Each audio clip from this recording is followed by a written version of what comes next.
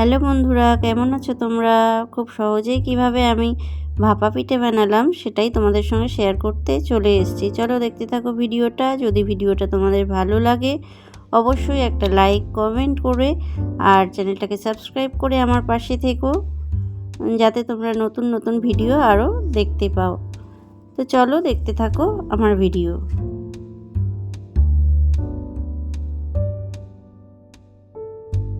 প্রথমেই আমি ভাপা পিঠে বানাতে এখানে নারকেল নিয়ে নিয়েছি। নারকেলটা কড়ার মধ্যে দিয়ে দিয়েছি, দিয়ে ওর মধ্যে আমি এখানে নলেন গুড় ব্যবহার করছি।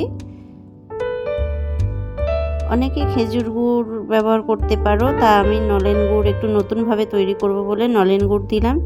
আর হ্যাঁ, এই মিক্সচারটার মধ্যে আমি একটু খোয়া ক্ষীরও দিয়ে দিয়েছি, যাতে ভাপা পিঠের খুব ভালো টেস্ট হয়।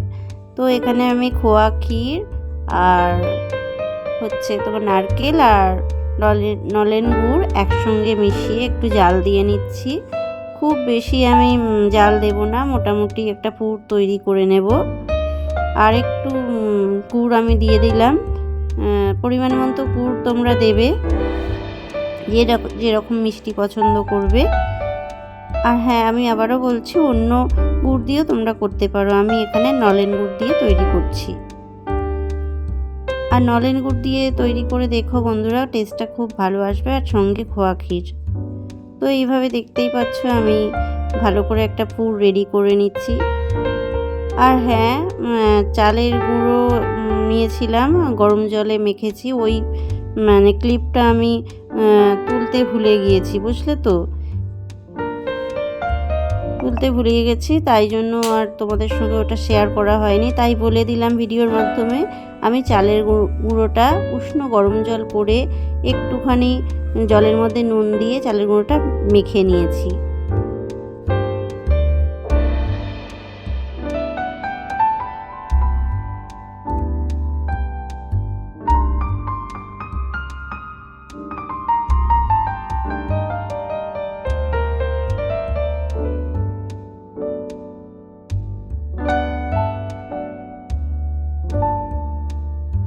তো দেখতেই পাচ্ছ পুরটা আমার রেডি হয়ে গেছে। এটা একটু ঠান্ডা হতে দেব, কারণ পিঠেটা যখন তৈরি করব তখন নালে হাতটা পুড়ে যাওয়ার সম্ভাবনা থাকবে।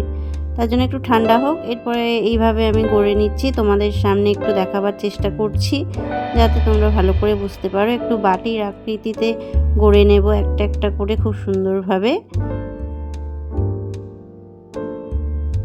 তোমরা চেষ্টা করবে সাইডগুলো একটু পাতলা করার, মাঝখানটা বেশি পাতলা করার দরকার নেই, কারণ ফেটে যেতে পারে। অল্প অল্প করে পুর দিয়ে এক ধার থেকে আমি মুড়ে দেব, ঠিক আমি যেভাবে করছি দেখতেই পাচ্ছ এইভাবেই। আর এই ভাপা পিঠেটা খুব সহজেই বানানো যায়।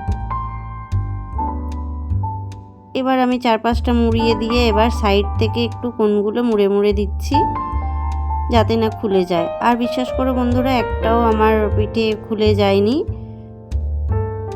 আমি এখানে আতপ চাল ব্যবহার করেছিলাম। চালের গুঁড়িটা মাখার সময় আর তোমাদের সেই ভিডিওটা দেখানো হলো না, খুবই দুঃখিত। তার জন্য ওই ক্লিপটা আমি নিতে পারিনি।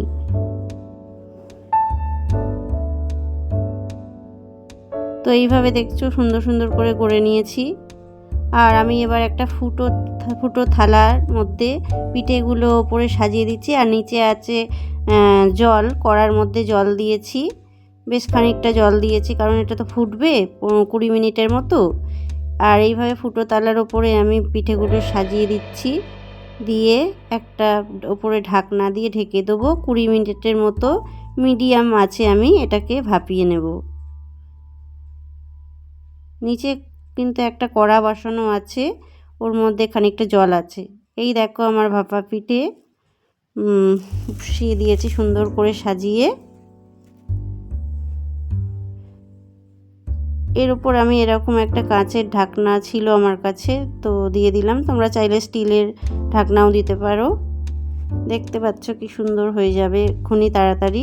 20 মিনিট লাগবে, বেশিক্ষণ না, 15 থেকে 20 মিনিট।